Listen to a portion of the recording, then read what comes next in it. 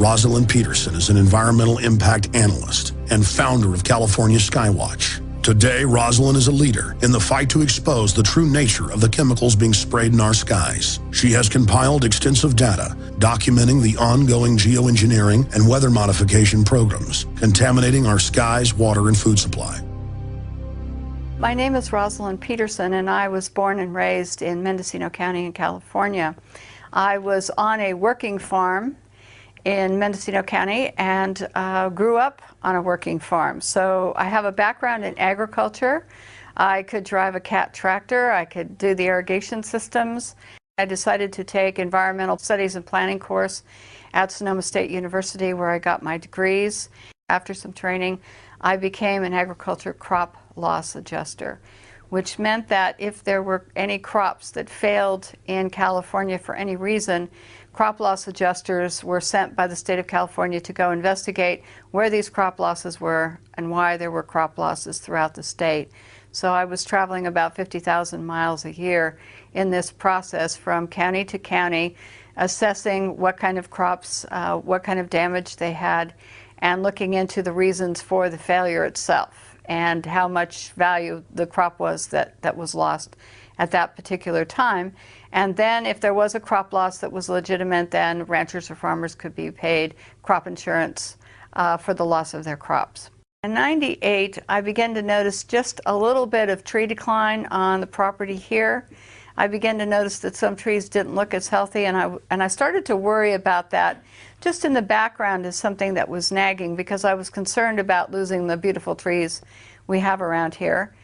Then in early 2000, I began to notice that I would see jets, and they would leave these little tiny trails, and then the sky would white out after that. And I was always irritated because our skies used to be so crystal clear and blue and gorgeous, and all of a sudden you would see these jets, and I kind of thought of them almost as joyriding, and when they were, or skywriting, and when they did this, then the sky would haze over. And so I found myself, when I was teaching tennis and being outdoors all the time, or traveling for work, that I was irritated a little bit about the idea that the skies were hazed over a lot. So that was the first inkling. And then in 2002, I was working for the Mendocino County Probation Department. I was on a lunch break, and a friend of mine stopped me and dragged me into his office and said, "What do you know about this?" And I said, "Nothing." And so he said, "Well," he said, "look," he said, "I want you to know that something strange is happening here, and I'm really concerned about it. My brother, who's in the military, is concerned about this and has called me a couple of times to say he was concerned that there was something here that was going on that was not quite right." He couldn't go any further, but he did take me outside that lunch hour and say, "Today is a really bad day." And that's when he really brought my attention to watching the jets, and how the jets would leave a small trail and then it would expand into these huge plumes. And at that particular juncture of time, that day, I was in and bought a pair of binoculars after work and a camera, and I started taking pictures and watching what was going on. And that day I had never seen so many jets flying in so many directions, leaving so many huge plumes that turned into the, small trails that turned into these huge plumes in my life. And I knew that something was wrong. And that started me investigating what was going on.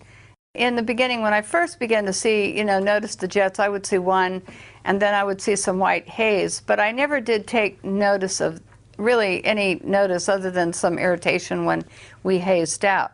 However, I can say that when I saw this particular day and I began to pay attention, I could hardly drive straight, and I had to pull over all the time just to be able to look at these jets and say, look, this is not normal.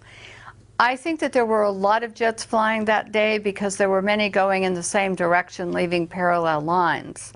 And in subsequent days, I would see many jets flying where the lines were parallel, and there would be 5 or 6 or 7 or 8 all leaving trails at one time.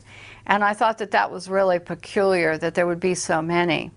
Later, I think that there were fewer jets, but that they would circle the county.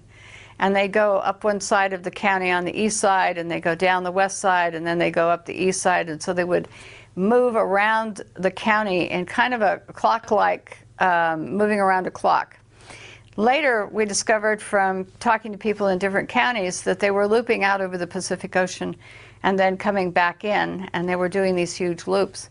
Discovered that from the size of one plume and watching one plume expand, that they could cover our skies in solid cloud cover in about 3 hours here in Mendocino County. So that became my initiation, and then I started to watch before work, during lunch hour, after work. I started taking pictures, and I started documenting what I was seeing because I thought that there was something wrong with this picture. I had never seen anything like this in my entire lifetime. My mother, who was in her 80s at the time, I showed her, and she said, "I've never seen anything like that in all the years I've lived here. Nothing." I went to look at NASA studies, and NASA in their school program and also in their terminology and their research began to realize that there was a brand new phenomenon that was occurring in which jet contrails, instead of dissipating relatively quickly if you saw them in a few seconds, began to persist and grow, and NASA studies proved that they turned into man-made clouds that would change the climate, exacerbate global warming, impact natural resources. And they began to show pictures on their website of clouds that look like these in the pictures next to me. They would show these pictures. And in showing these pictures, they were like what I was photographing in the skies above us. So I realized that there was a great deal of interest by many agencies and universities into looking at these and what effect they were having on the climate, what effect they were having on raising humidity, what effect they were having on, in other words, what was going on with these that had changed, why they were persisting. But what happened was that they never did in any of their investigations. Most of the time they only looked at commercial airlines. They didn't look at military emissions and plumes. The second thing that they never did is they never took into account that there might be something environmentally unsound about having our skies covered over with these clouds in the beginning. They just noted them, but they never addressed if anything was being sprayed or what changes in the jet or jet fuel or anything else was causing them. They scrubbed all that documentation, so all they did was identify them as persistent jet contrails. In order to gain some sort of credibility and be able to speak at the United Nations and speak at other areas, if I had used the word, for example, chemtrail, the United Nations would not have invited me as a keynote speaker, because then I would have been talking about something that was listed on all these websites and by the Air Force, by NOAA and NASA as a hoax. So you don't gain the credibility of anyone or any group or agency when you just use the term. So it didn't behoove me to use it, and so I refused to do so. NASA, first of all, in the late 1980s, initiated a schools program for children K through 12. And they started in some foreign countries, and then they brought the program to the United States. And NASA began to have children starting to count contrails because they said that their satellites and also that they couldn't count them from the ground. So therefore, they needed school children to do this as part of a kind of like a game. I think that they really began to want children to think that this was a normal phenomenon. And so in the late 1980s, this program started to go through. When we offered to give our videotapes and our pictures and called up NASA and said, look, we'll provide this because we've done day-to-day, time, date, everything on the pictures and on the videotapes. And NASA turned us down because school children, as they put it, were more reliable. Now, the other thing that was odd, I kid you not, this is what I was told. I mean, I was speechless at this point, but that's what I was told. So then, the second thing I found out by calling the National Weather Service, and I would ask them, are you on, online, are you looking at the satellite? And they said yes. And I said, can you look over Ukiah? And they said yes. And I said, well, can you see a jet, leaving a plume? And so I was on the phone with them, and I found that within a few seconds, if a jet leaves the plume and it starts to get a little bit larger, not real small, but a little bit larger, they can see the plume expanding.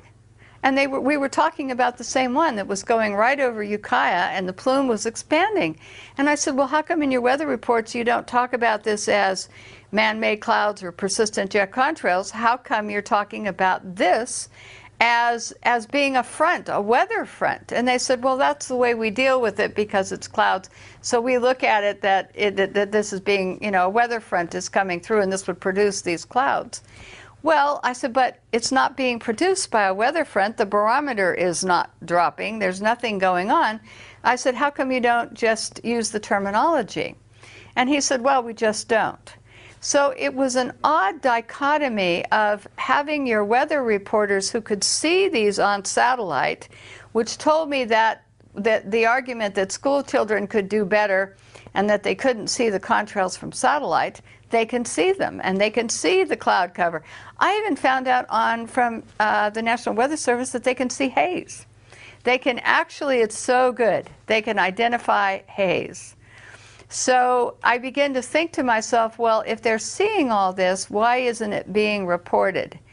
And it's curious because no weathermen will talk about it. If Ukiah was, the sun was occluded and all these man-made clouds appeared over Ukiah and covered the whole thing after 3 hours, they would say, well, it was a front. But you could look to the west and there was no cloud, and the barometer hadn't dropped. There was no cloud front coming in from the Pacific. There was none from any direction. And yet we were covered over in this man-made clouds and haze. And they were saying that this was part of a weather front. So I began to find that I was not happy with what was being said about what we were seeing in the skies. So then it became identifying how long these trails persisted, filming them over time to see how much they expanded, how large someone got. We looked at the black contrails, we looked at the jets themselves, and odd behavior of jets. The configuration on the jets was absolutely terrible because all these agencies were saying it was increasing jet traffic, and yet we could tell from the flight patterns that we got from the FAA that a lot of the flights were military. They weren't normal flight patterns. My Congressman Mike Thompson from California, 1st District, due to several inquiries, got these maps for me. They're 3 maps, and they're from the FAA, and then his office sent them to me. And the map shows the San Francisco Bay Area, Mendocino County, and I had asked how many flights there were over Mendocino County. So he gave me 3 separate maps. One is incoming air traffic to Oakland, San Francisco, and San Jose. One is outgoing flights to those same locations. And then a third one was what they call intra-flights. And this is designated on the map in yellow. What we discovered was in Mendocino County there weren't many commercial flights flying over Mendocino County. So in not having many commercial flights flying over Mendocino County, we discovered that it was the intra-flights that we were seeing looping the loop around the county and making the X's in the cross hatchings. And from these maps, I first learned about intra-flights, and I also figured out that commercial airlines were in trouble. So when you have commercial airlines, if you'll note in the green and the red and the blue areas, all of these flights leave the airport, they take a trajectory and they fly in a straight line to wherever their destination is. They don't have extra fuel to loop. The yellow ones, however, they do the loop around the county, and they have a few planes, not very many, but they can do many, many loops and back and forth crisscrossing. So you'll see the loops, and that's how we begin to figure out that the jets, leaving the persistent contrails, which turned into these heavy plumes and cross-hatching, were actually the ones that were the intra-flights that were moving around. But we had very few that flew over Mendocino County itself, so the commercial airline impact for our county is so small here, absolutely so small that there wouldn't be the type of impact from seeing many persistent jet contrails from them, and they fly straight. They never loop. The jets around us look like racetracks sometimes, where they're going in an oval around the county, or they're going over the Pacific Ocean, over to Lake County, and back. So they're traveling across many counties in these circular patterns. And this was the first time I had the FAA representation to show this particular endeavor. Okay, this area here, right here, is Mendocino County, Sonoma County on one side, and Humboldt County on the other side. So, but this area here, you could see that the majority of the jet traffic in the green and the red is not covering and not going across our county. So it's mostly free of commercial air traffic. Now, the yellow here are what they call intra-flights. And this is where they go in all directions. Now, there are no flights which leave Sacramento to the east of us that fly out over the Pacific. No commercial flights. So therefore, the intra-flights go in this direction. They go towards Sacramento. They go in all directions. But you can see the big loop pattern here, which would give you, if they were leaving persistent jet contrails that persisted, then you would see these different loops. Other jet patterns loop around the county like this.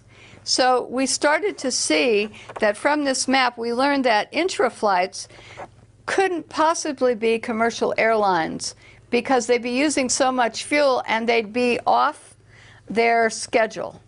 And so because when you get on a flight, they say so much time and you go straight. You don't loop and loop and loop unless there's a weather problem at an airport or something. But this is way too far away for them to be looping into the San Francisco Bay Area, which is way down here. So, and these loops are way out of their range for being in any type of feeding pattern to San Francisco, Oakland, or San Jose.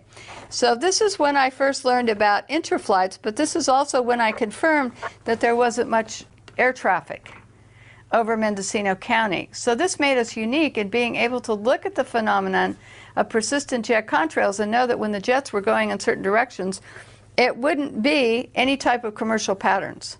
So that's why we knew that the big jets flying, and the big ones we really saw all of the time, many of them unmarked or not clearly marked, were a part of this interflight pattern that you can see on this map.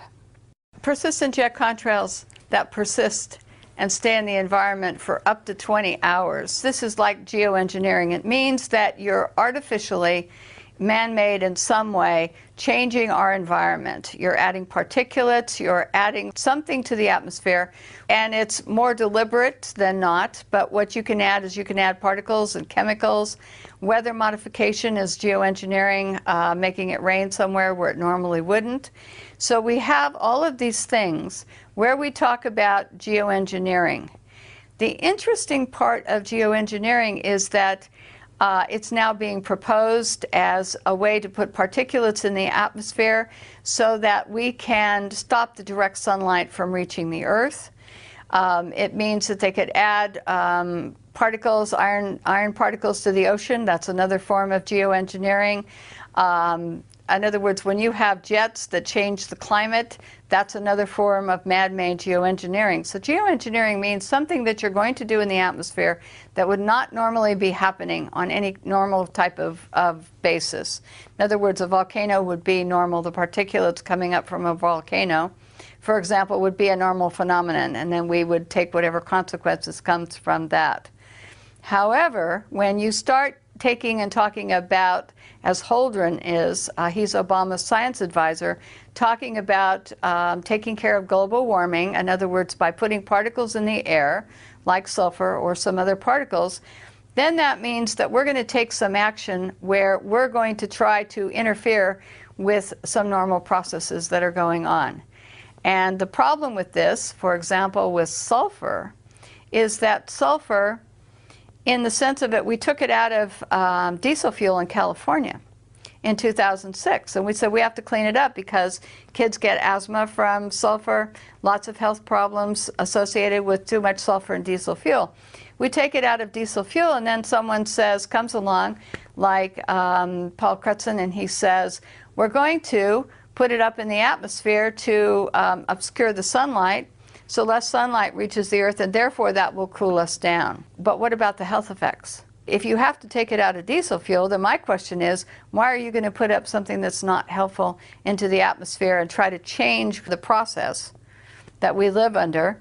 And that's what geoengineering is. It's taking something and you're going to artificially induce something into our environment that's going to change for some reason. For example, stopping global warming or slowing it down. Let me go back to 2006 in November. NASA Ames in California had a meeting of geoengineers from all over the world. It was a big meeting. It went on for a week, and it was not open to the public.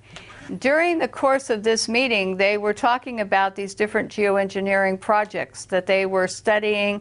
These were university professors, different people, and there was many proposals that were put forward at this meeting.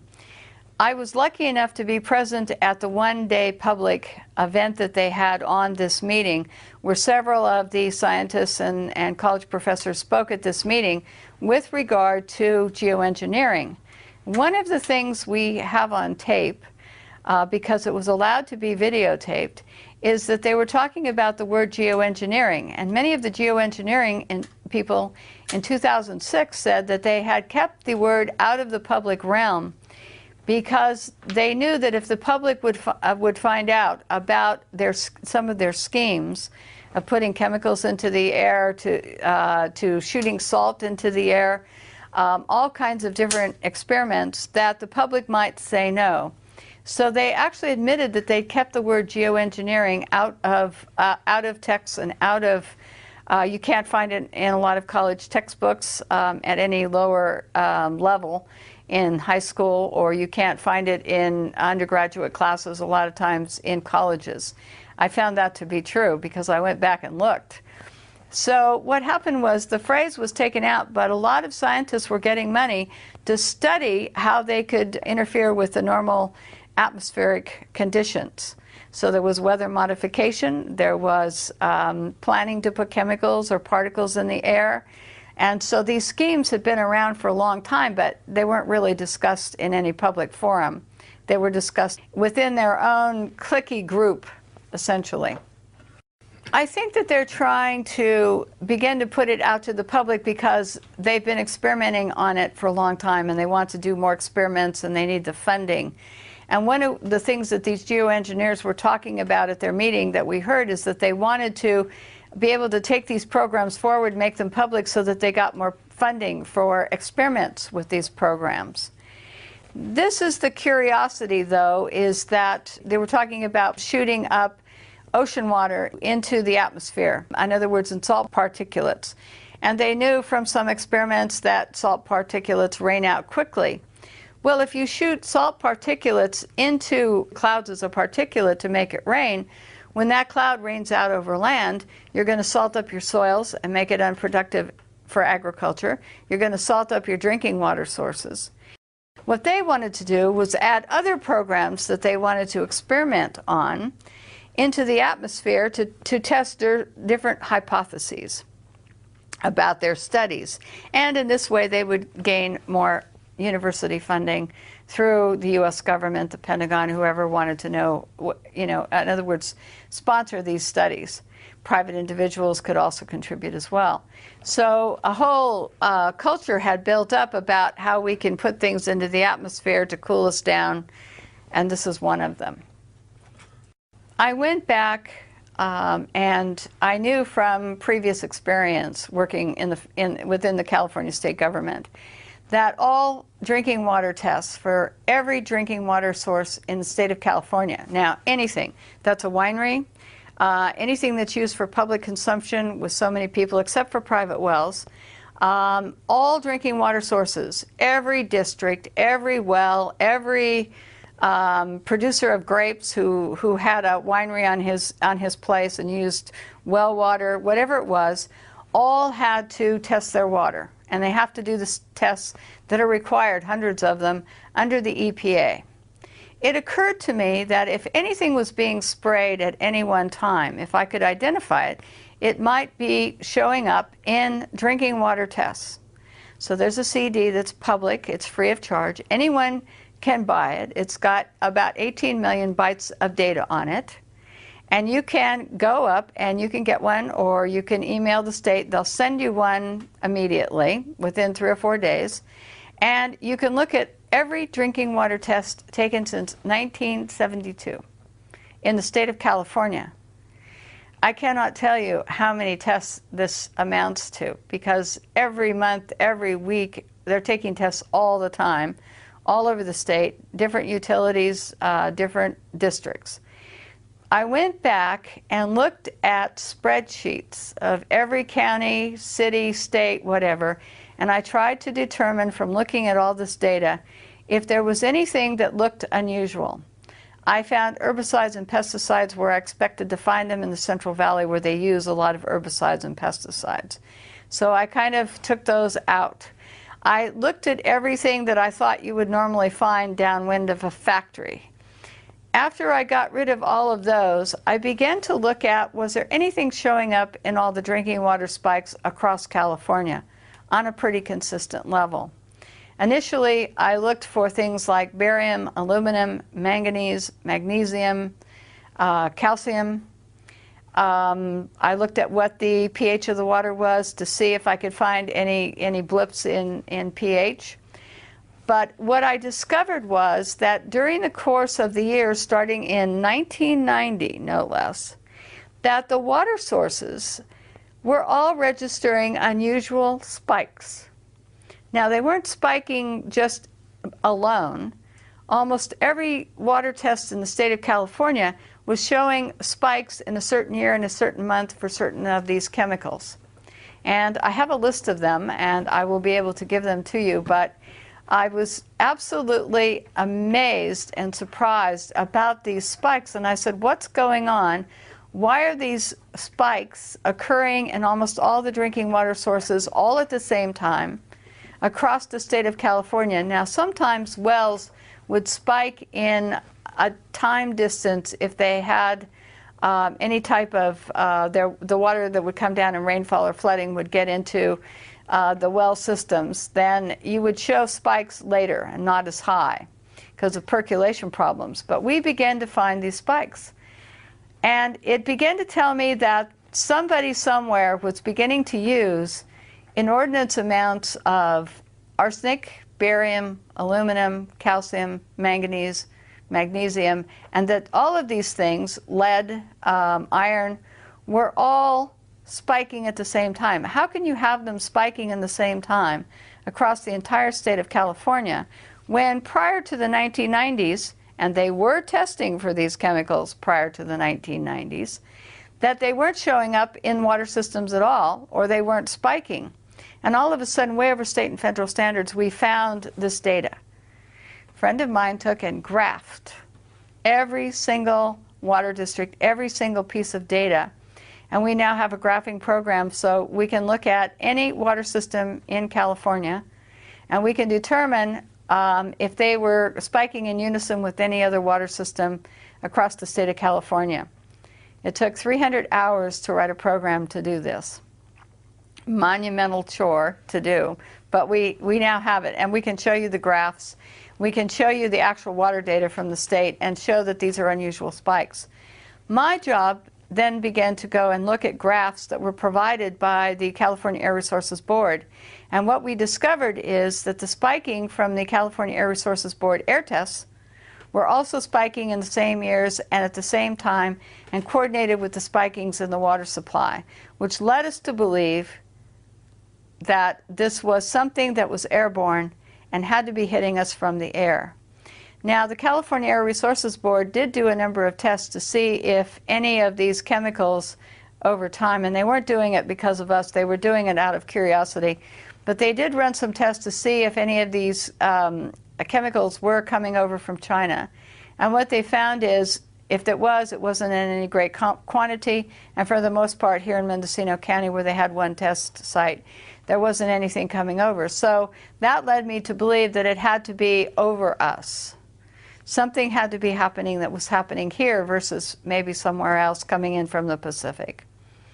So that sent me off to look at government documents on these chemicals, how dangerous they were, where they were being used, factories, everything. And what I found out was that we were having these spikes here, and we have no industry between the Pacific Ocean and Hawaii and where we are here in Mendocino County. There wasn't any industry, and the few industries that were small and weren't consequential because they didn't release anything that would look like the massive amounts of lead and iron and barium would not be coming from those particular plants.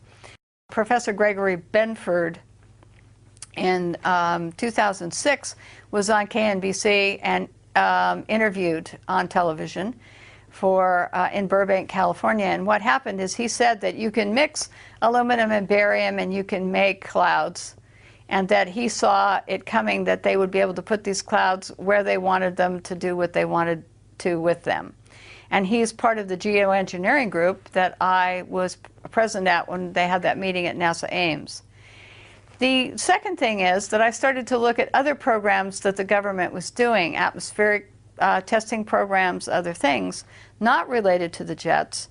And I began to find that these chemicals were being shot up on the space shuttle and shot up on rockets, and that they would send canisters packed with sulfur hexafluoride, which is a man-made chemical which exacerbates global warming, barium, aluminum, trimethyl aluminum, strontium, lithium, and they would send the canisters up, release them at different levels in the atmosphere, and to do ionospheric testing they would superheat them till they exploded, and then they would do these chemical reactions, much like explosions you would see from light shows and things like that. You'd have this big explosion, and then you would go through and these chemicals would blow up and intermix. So the barium, I began to think that were these coordinating, these atmospheric tests, were they coordinating with the spikes in California and other areas? And I believe that from some of the data that I looked at, trying to correspond the dates of the tests, when they were done, and also the water data and the air data, I think that some of these could have actually added to the water pollution in the state of California airborne, because this would come down. Now, a lot of people have associated the jets with releasing different types of chemicals. I do know from the EPA that there's a whole host of chemicals, jet fuel emissions, and they're highly polluting, just like automobile exhaust. Carcinogens are involved in them. They deplete beneficial atmospheric ozone. They have crop damage associated with them. Some of the chemicals are involved in short-term memory loss, other things. So we do know that in this plume, it's not benign water vapor and ice crystals.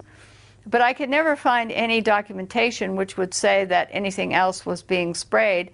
And with all these other chemicals being used in other government programs, it would be very hard to make a correlation unless you actually got into the plume and took a test. But since most of the planes that are leaving these big, huge plumes are military airplanes, you can't fly in that airspace. Pilots would be arrested, and it would be extremely dangerous to get into that airspace under Homeland Security rules and regulations to be able to take the test. So having to take a test at altitude and in other areas, it makes it very difficult. The government has not expressed any interest, nor have elected officials, in actually putting the subject to rest by testing these plumes either. So what they do is NASA, NOAA, a lot of studies, university studies, they look at these plumes and say, yes, these are man-made clouds. They don't say how they turn into man-made clouds, if it's chemical or whatever. And then they discuss the fact that in these clouds, that it's causing certain types of problems, covering us in cloud cover, dimming the sun, and then it's changing our climate and negatively impacting natural resources. The spiking in these chemicals, the state of California and all water districts across the United States and the EPA all require water testing, and they test for chemicals in the water that are hazardous to human health in some way.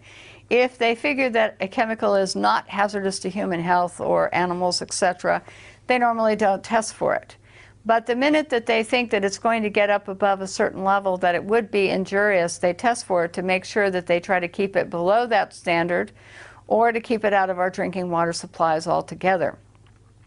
So the concern is that when we're seeing these spikes, overstated health, when they go up above any acceptable level that the EPA has put in place for these chemicals, we know they're dangerous, they're going to have a human health impact.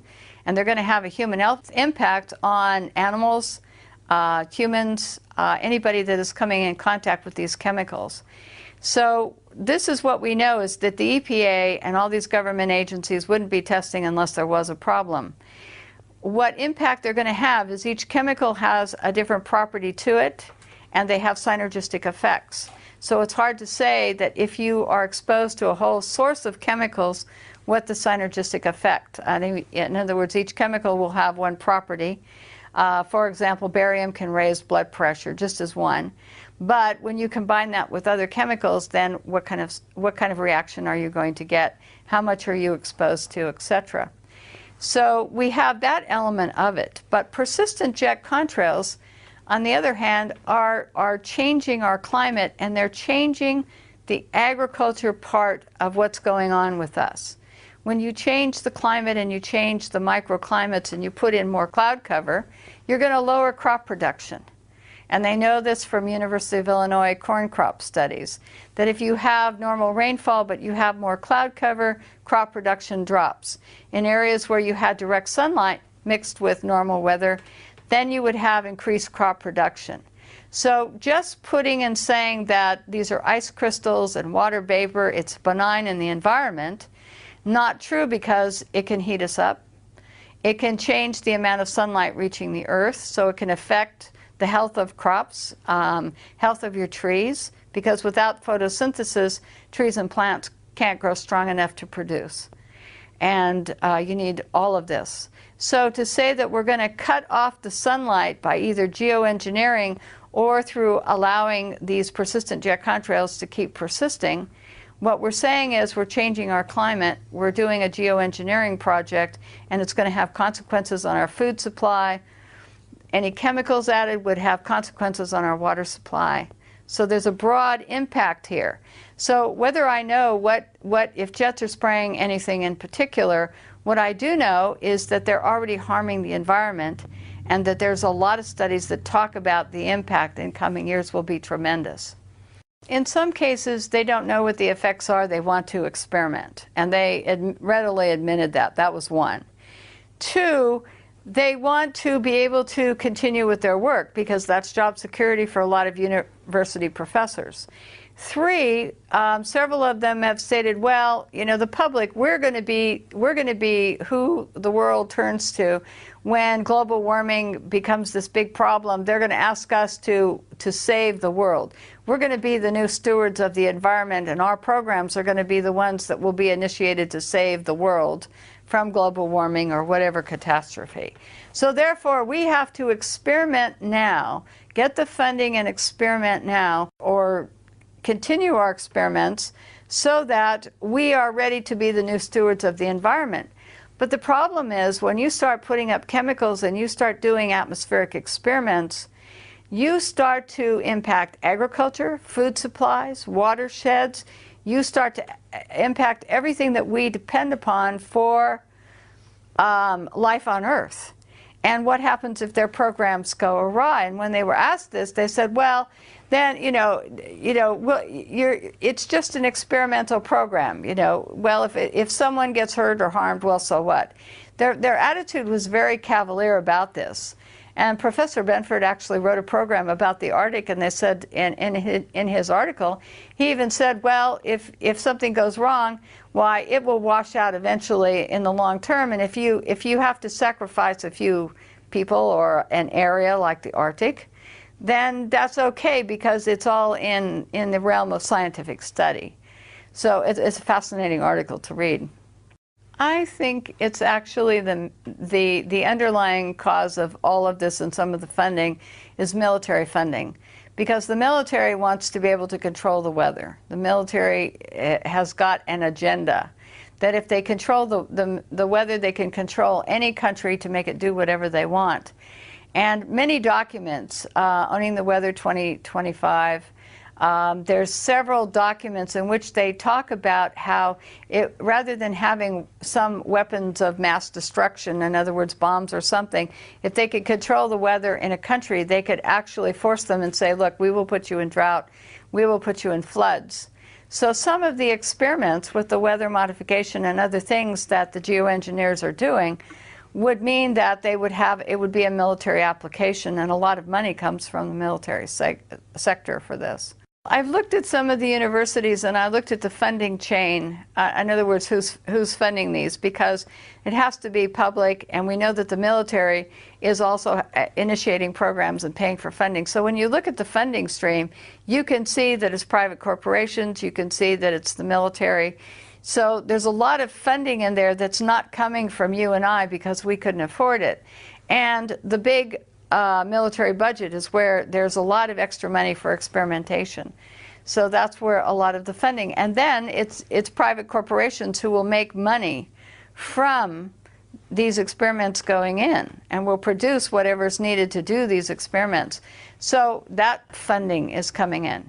It's like the CRES program, the CRRES, when they were sending up these canisters loaded with chemicals to superheat. Well, that was a NASA budget, that's the US Air Force budget, and then they do ionospheric testing. Well, how do we know what impact that had on the environment that protects us around the Earth? We don't really know. We just don't really know. The first thing that we started to notice about jets and these engines is they would leave a small contrail, very small. You would see it behind the plane, it would disappear within seconds and be gone. All of a sudden, this new phenomenon began to appear somewhere in the late 1980s, as far as I can document from Mendocino County, looking at pictures and weather documents and cloud pictures, old cloud pictures. All of a sudden, there seemed to be a time when NASA and other agencies began to realize that contrails were beginning to persist. So NASA started studying jet contrails, and they started to see that they were persisting for up to 20 hours. They could cover 4,000 square kilometers. So they could cover huge areas, one contrail this is. So NASA studies began to show that they were exacerbating warming starting in around 1975. They began to show that there was a new phenomenon which they didn't have before, had not seen before, where these contrails persisting rather than dissipating very quickly began to be something that they talked about, studied, etc.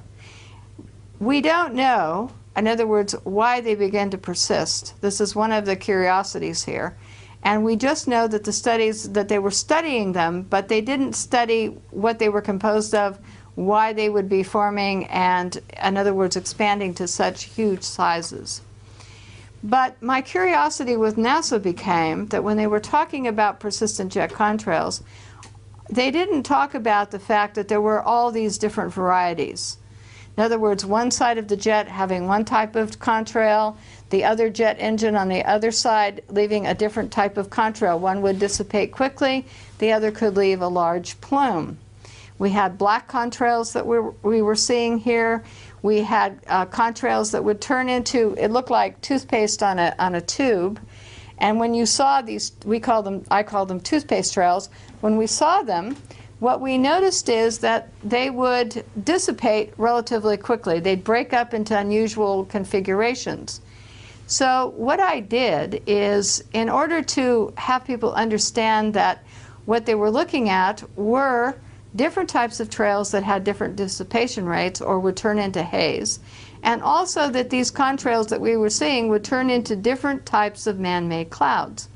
NASA just talks about jet contrails turning into man-made clouds in their studies, but they don't tell you about the brown clouds. They don't tell you about the different cloud configurations that these contrails turn into. So one of the things I did from my pictures and from videotape and looking at different times is I compiled this index in 2006 of some of the different types of contrails that we were seeing, and I named them. The reason I named them is people were telling me what they were seeing, but they had no vocabulary. So in naming them, People would tell me that they would see toothpaste trails, or they would see knots on a rope where you'd have a straight line with little bulges in it that looked like someone had tied knots in a rope. You would have black contrails. So this particular document, poster I created to put on the internet and to give to people so that they could see that this was different than anything that they had seen before. So when I started to document this, I took and I would find that there were things called bursts, where a jet would fly in leaving a contrail, and then all of a sudden you'd see this huge burst, no contrail leaving, but you would get this kind of configuration. And I go, well, what happened here? Why did this create a burst which then expands for miles and miles and miles over the sky above us? And why would this part of the trail turn into this type of configuration? So this was odd. So we had bursts. Then this configuration, on the same day we'd see other jets flying in, and it would leave bursts that look like this. And after a period of time, they would turn into these kind of little cloud formations that would hang out in the sky around this bigger burst. Now, other trails that would be left would be absolutely huge in configuration, and they'd start small, like up here. Every one of these contrails started very small, just as a fine line. But then after watching for a minute or two, we would figure out that it would turn into one of these other configurations. So some of them, we can tell right away, would turn into this type of a plume, which would turn into this white, in other words, kind of a cloud-like formation, but not a real cloud. It's a man-made cloud, according to NASA, and it would cover the whole entire sky. So these configurations, if we saw anything that looked like this after a short period of time, we knew that this would cover the whole sky. Now, other configurations, knots on a rope, you'd have something that looked like waves.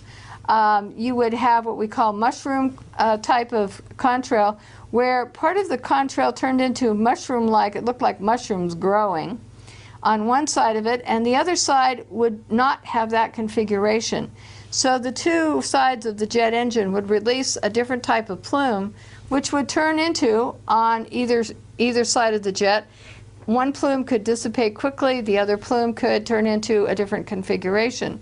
So we thought it odd. Then we'd have black contrails that would expand and expand like the white ones, but look like black. So we thought, well, what's being released that would turn black? So all of these contrails I put into this poster so that people could see the feathers and the different ones.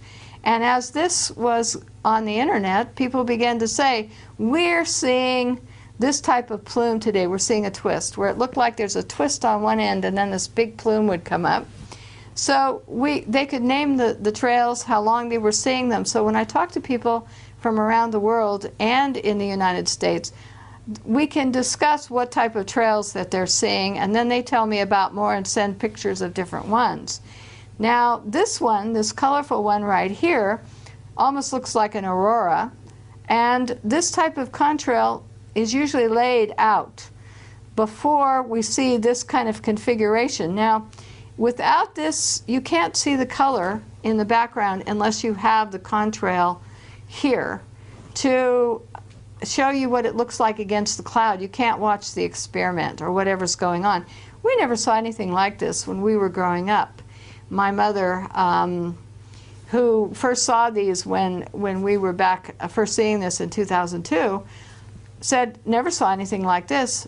We would have noticed. Somebody would have been taking pictures of this. Someone, see, it has to be new because there were no pictures of this. So this is why I invented this particular poster, just so that people could get an idea of the different types. Well, then what happens? Why would you get different types? And so the standard answer is, well, there's different atmospheric conditions. But then we found that one jet would lay a short contrail, another jet right behind it would be leaving one that turned into a huge plume, another one would leave white haze. So we're saying it can't be just atmospheric conditions, there has to be something else going on. Then we saw X's and stop and goes, where a jet like this would leave a plume and then all of a sudden it would stop. We saw spray apparatuses where there was a wingtip to wingtip spraying, so that you could see that there was spray coming off the entire length of the wing. Stop for a while, then start again, stop for a while, start again. So all of these things were going on, and we're saying this isn't just normal, something that we've seen since 1919, before we even had the equipment and no jet engines. So when NASA says they've seen contrails, for example, since 1919, not from jet engines because they weren't in existence. Many times in recent years, we have seen this configuration, this aurora-type configuration here. However, when you go back into recorded history, people have been taking pictures for a long time. People have been addressing this issue for a long time. And there would have been pictures somewhere in the 60s and in the 50s. Someone would have been taking these kind of pictures, looking at these type of clouds, seeing these configurations. And so that's why this is a new phenomenon. And this is something we have to address because it's impacting agriculture and the amount of sunlight reaching the earth as these expand. So we know that they're having certain problems. So we have to get our elected officials to begin to address these issues of how they're impacting our environment, and are we going to allow this to continue? And that's another issue here to be dealt with somewhere down the road. But this is why I'm bringing all of this to attention. Now the other thing is, up in these pictures up here, a lot of pictures we have white haze. And we never had white haze here. We had clear, deep blue skies. We could see the stars. Now we have studies showing that telescopes are going to be worthless because we're either going to have the white haze or we're going to have these man-made clouds. You won't be able to see the stars, which we can't a lot at night, because we've got all of this cloud cover and white haze going on. But a lot of times the jets will quit spraying here if they say there's some celestial event going on, or there's going to be some sort of fireworks or an air show. All of a sudden, how come we have blue skies? Jets aren't leaving contrails anymore just because there's an air show or because some event is taking place. So sometimes we have no jets, and our skies start to go back to blue, and the white haze begins to dissipate. But then the minute that they start again, then we go back into having our skies look like this. That leads us to questions on why rickets is on the rise, where children now in the United States are suffering from rickets, according to the CDC, University of California at Berkeley, Kaiser Permanente Hospital, are all studying an increase in rickets. Why are we having rickets? Well, when it's the turn of the century and when children worked in coal mines in the United States, those children suffered with this bone disease called rickets. Now it's on the rise in the United States, and could it be that we're having so much cloud cover from these persistent jet contrails that turn into man-made clouds and haze that we're getting less sunlight, and therefore we're not getting enough vitamin D, and we're getting cases of rickets. No one is looking at this subject with regard to when they're studying rickets. When I look at their studies, they're studying a lot of other things, but they're not studying what's happening in our skies to determine if this is one of the causes, and this is something that should be addressed. What we see from the ground is we'll see a plume and then it expands. And the satellite pictures do show, and I have a lot of them, other people have a lot of them, we've seen them, do show the contrails, and they show the cross-hatching. They show that they're expanding. You can watch them over time on satellite pictures, and you can see as there's flights going around over certain areas that they expand. So we can see them. So they can see them from space, they can see them from the ground. So that there's no secret here about who's flying the jets. The FAA keeps records, Homeland Security keeps records, everybody keeps records, who's leaving the contrails, where these planes take off from, because they have to file flight pass. And they can see them, and they can follow them at the National Weather Service to see how the plume expands. So this is not a secret. So the satellite pictures are very revealing, and they're very good with looking at this type of phenomenon. Global dimming just means that the amount of sunlight reaching the Earth is beginning to be reduced by cloud cover, by haze, by pollutants. So the studies have been going on for quite some time now, showing that the amount of sunlight reaching the Earth is being reduced. Now, the catch-22 here is, if we're already reducing the amount of sunlight reaching the Earth, then when the geoengineering community says we need to put particulates up and we need to put other things in the atmosphere to reduce the amount of sunlight reaching the Earth, we are already subjecting ourselves to global dimming from some of our activities and the jets. So wouldn't this cause a worse problem, because we're not cooling down, technically, because we're in a global dimming cycle, which is getting, the amount of sunlight reaching the Earth is getting less and less. So I have some questions about global dimming, and also about scientists putting more things in the air to stop sunlight reaching the Earth, because if you don't have the sunlight, then you don't have crop production as well. So human health decline, mentally, depression, all kinds of things can happen because we obscure the sunlight from reaching the Earth. Weather modification means that someone puts a chemical or particulate, something into the air to seed clouds to get them to rain out or to snow in areas where they may not rain out or snow if left on the normal weather cycles. So weather modification is done throughout the United States.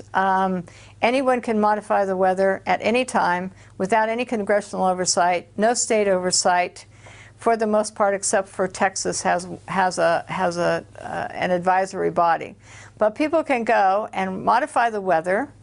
They may or may not have to report to the federal government, NOAA, and if they have to report to NOAA, NOAA can probably waive any requirements for reporting, and that's why we think that we don't see a lot of ongoing weather modification reported in the eastern part of the United States, is because they may be waiving the requirement. We're not sure about this, but that's another level of investigation. However, documents that I obtained from NOAA, that all public record, anyone can obtain them, show that there's over 60 ongoing weather modification programs in the states that are marked in yellow.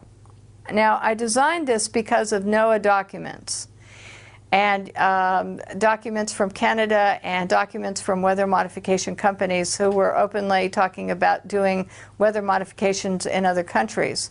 So the yellow part of this section is all ongoing weather modification programs. They can use rockets, small planes, large planes. They can use any method to ground-based applications, shooting things into the air.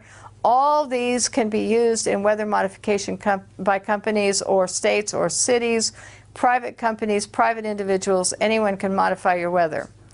Now, they don't need public consent, public permission. They can use any chemical that they choose, experimental or silver iodide, which has been around for a long time.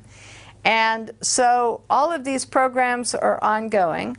One weather modification can modify 184,000 square miles at one time, and that's bigger than the square miles of the state of California here. California is only 164,000 square miles, and yet one state is modifying 184,000 square miles. That's bigger than Idaho is modifying, only has 63,000 square miles, but they can modify 184,000 square miles. So the range that they're modifying is into other states over other areas. Now, you can have rain enhancement, snow enhancement, you can have hail suppression, they can dissipate fog, all kinds of programs are going on. But most of it is involved in putting rainfall or snow, more of it, or into areas where it doesn't usually get very much. So you can, the major impacts are agriculture, watersheds, tree areas that might be subjected to not getting as much rainfall, and once these programs are implemented, they can't control the end result. So you could get flooding, too much rain, not enough rain. Now, Wyoming, for example, here, decided in 2006 to put more snow into the Wyoming mountains than ever in recorded history. And what they intended to do with that extra is to run it all into Southern California to feed Southern California's thirst here. So they implemented the program, and they were extremely successful. Never had Wyoming had so much snow in its mountains. However, since that time, Colorado and surrounding counties in Wyoming have on and off suffered drought, extreme drought, and they have less water coming down the Colorado River. There's less in the watershed. So you're having a problem that when you modify in one area, you're going to subtract or have a negative effect on another area.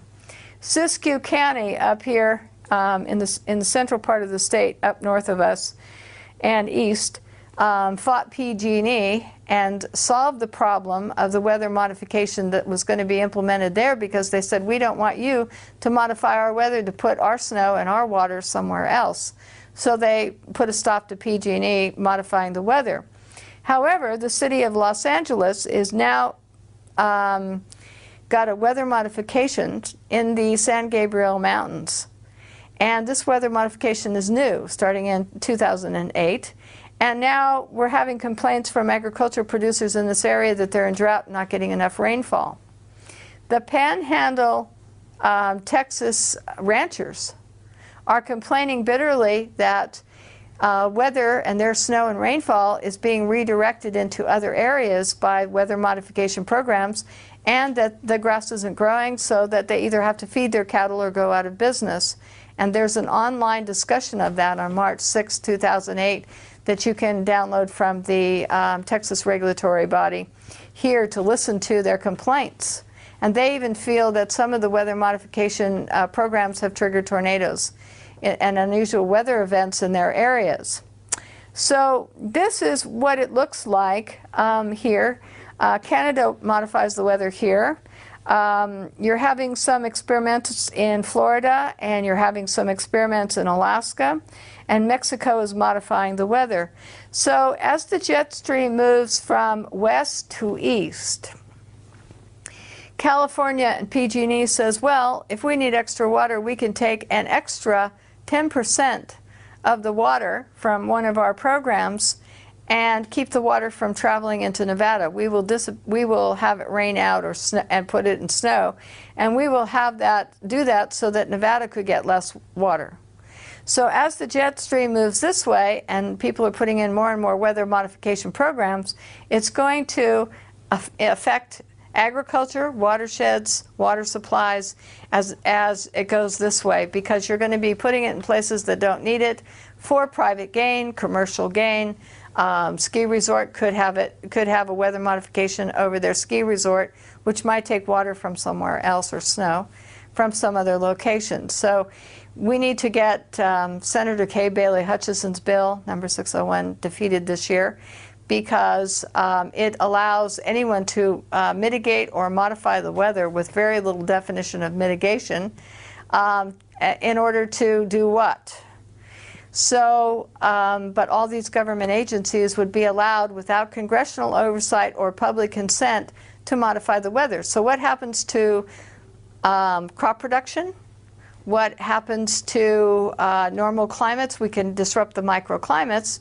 And we add to this the jets and NASA studies and IPC studies, lots of things, university studies showing that the jets are changing the climate. So now we're modifying the weather and the jets are changing the climate. No wonder people here are having, all across the United States, are having weird weather events or lightning events, or because there's lots of experiments. We have lightning experiments as well going on. So there's lots of things going on which impact all of us, but it's our food supply and our water supply that is going to be impacted the most from all of this. I'm not sure to what extent, but we're becoming more and more sophisticated in being able to possibly manipulate the jet stream. We're being more sophisticated in what MIT Professor Emanuel said in a television program that I saw on the Discovery Channel that was talking about this issue. He was saying that what we can do is we can take carbon black, okay, and we can take jets and we can release carbon black on the West Coast, and as it heats up going across the United States, it creates these weather fronts that grow in intensity. And what it can do is these weather fronts grow in intensity so that when there's a hurricane coming in over here, the jet stream and these fronts are moving this way, and it would push the hurricanes off the coast. Now, he talked about a fleet of jet airplanes releasing carbon black that would create these disturbances or perturbances, as he calls them, or fronts. My question is, what happens to the weather as this carbon black, which is soot, which is a pollutant that we don't like in our cars and automobiles and jets, starts being released by a series of jets, and what happens to the weather? What happens to the air quality as this is happening? What happens to agriculture as you change the fronts and the weather that's going on across the United States just to redirect a hurricane off, in other words, from Florida or some area on the East Coast? So these are being proposed, these geoengineering projects are being proposed. We kind of feel that since we're seeing black contrails here every so often, that they may be starting to practice with this so that they could determine and see if this particular project would work.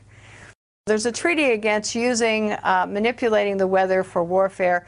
There's also a treaty against having weather modification programs that last more than so many days, etc. But everyone is engaged here, as you can see from this map, in modifying the weather. There's something going on all over. The programs can last as long as they want.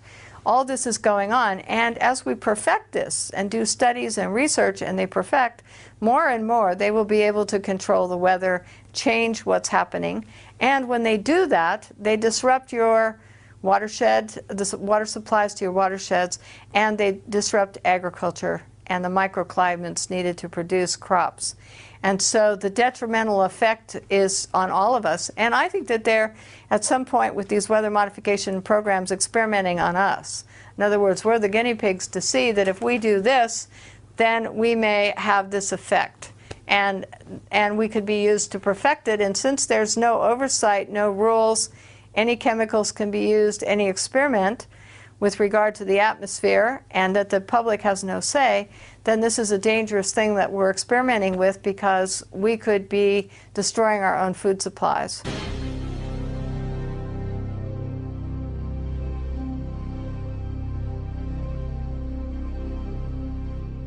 Visit Infowars.com and PrisonPlanet.com.